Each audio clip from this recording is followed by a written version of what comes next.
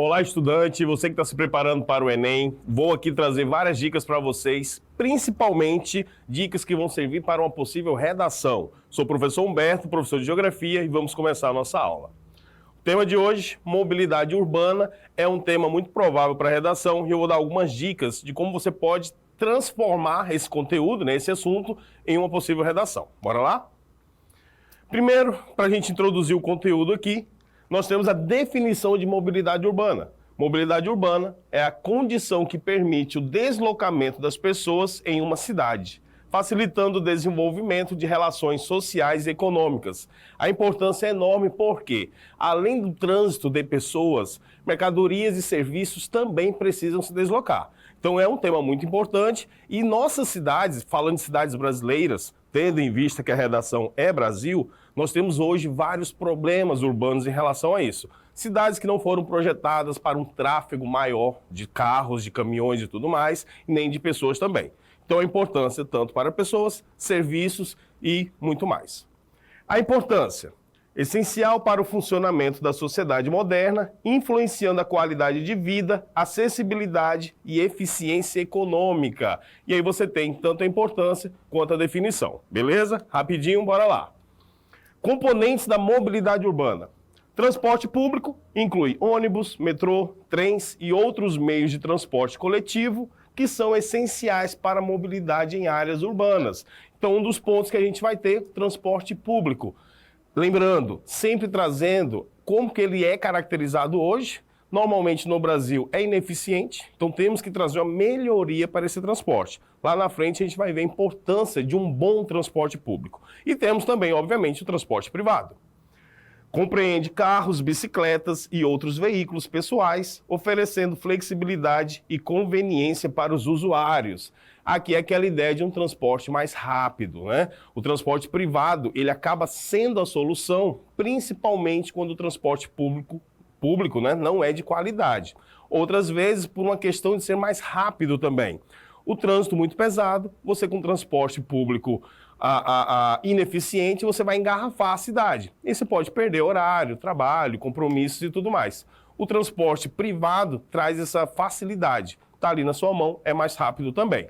Porém, isso também traz problemas. Se cada um de nós tivermos um veículo, e formos sair para a cidade, também vai congestionar. Então, esse equilíbrio. Quais seriam as soluções ideais para um transporte privado? Aqueles transportes principalmente limpos, de energia limpa, ou que não vá consumir combustíveis fósseis. Cidades que têm ciclovias preparadas, que têm faixas, próprias para isso, a bicicleta se torna um meio bem eficaz também. E a infraestrutura abrange estradas, ciclovias e calçadas, fundamentais para suportar o transporte público e privado de maneira eficiente e segura. Então esse tripé é muito importante, o transporte público, o privado e, claro, a infraestrutura de monta, aquela infraestrutura preparada para isso. Beleza? Bora lá. Desafios da mobilidade urbana. Primeiro, como eu já falei, congestionamento de tráfego.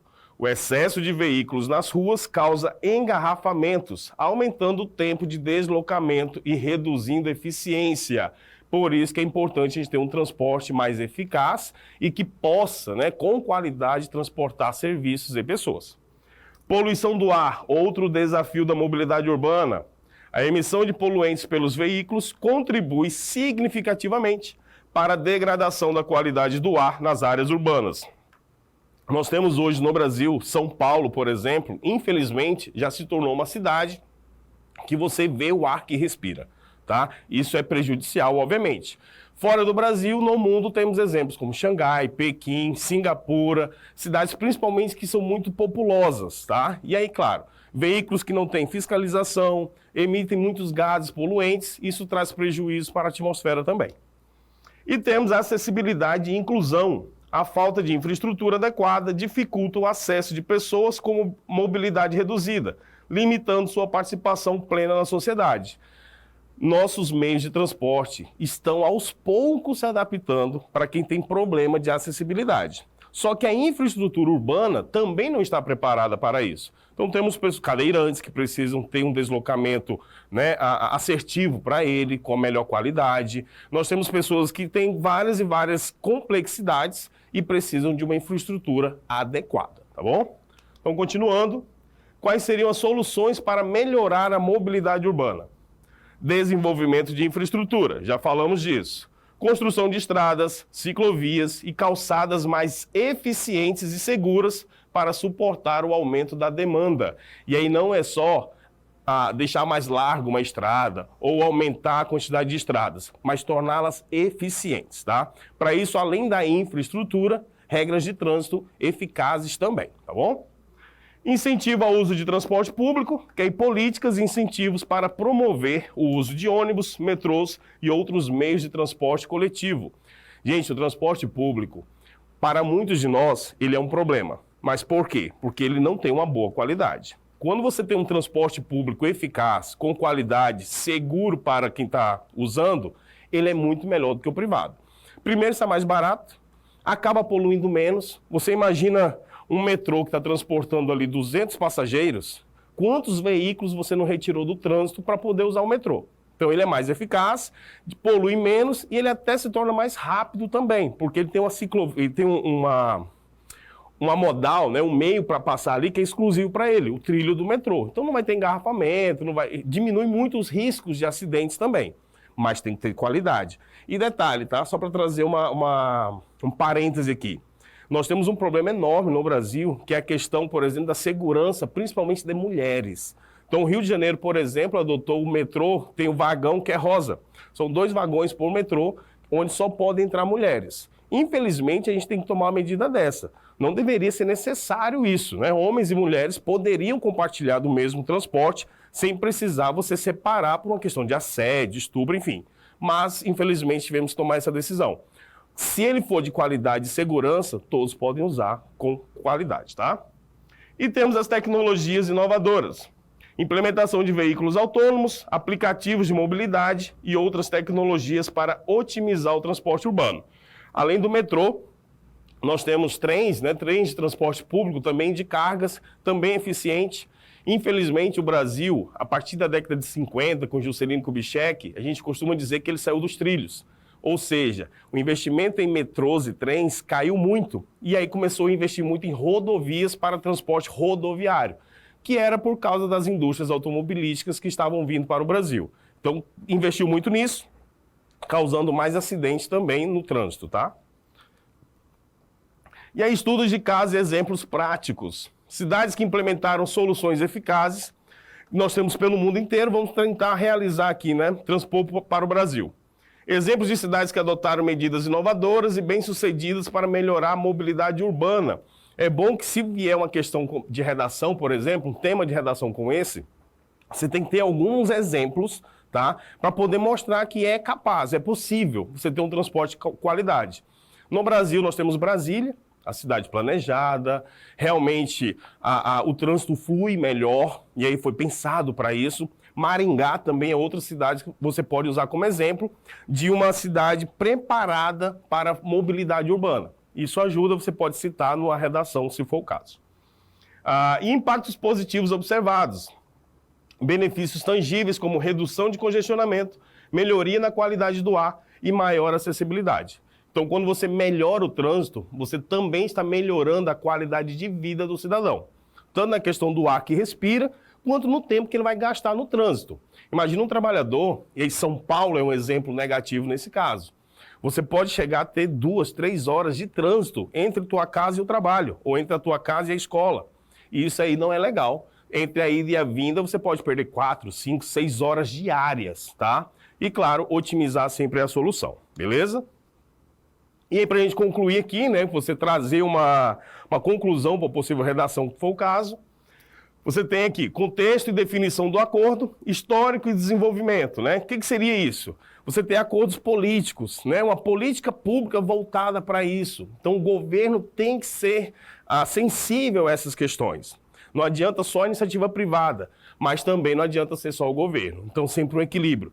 Numa possível redação, pense assim, o governo tem tem sua parcela de responsabilidade, obviamente. Mas o setor privado também tem.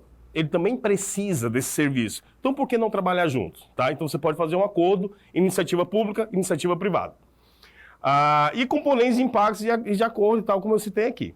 E aí, considerações finais, nós temos a importância do acordo para o crescimento econômico, integração regional. Aqui seria o seguinte: o Brasil fez isso com o Mercosul, por exemplo. Nós fizemos vários acordos para melhorar o trânsito de mercadorias, tá, entre países, né, do Mercosul, porque nós tínhamos um problema enorme desse transporte de mercadorias e pessoas. Entre, por exemplo, na fronteira com a Argentina, com o Paraguai e com o Uruguai também. Então você tem esses acordos não só nacionais, mas binacionais, ou no caso, regionais. Isso também, no caso aqui, mais específico, né, para mercadorias, tá? Bens e serviços, ok? E aí nós temos a questão do Enem de 2022, que fala justamente sobre isso, né? Sobre essa questão da mobilidade urbana. Questão 1. A mobilidade urbana constitui-se em um tema fundamental quando se discute desenvolvimento urbano e qualidade de vida da população. As condições de deslocamento das pessoas e das mercadorias nos centros urbanos impactam toda a sociedade pela geração de externalidades negativas, como acidentes, poluição e congestionamentos, afetando especialmente a vida dos mais pobres, que geralmente moram em regiões mais distantes das oportunidades urbanas. Ele traz uma realidade nessa questão, tá? Nós temos o problema do seguinte: gentrificação. Esse termo é bem legal, em urbanização, costuma cair no Enem. A cidade ela vai crescendo de tal forma que o centro vai expulsando quem é mais pobre. Então você vai morando nas periferias.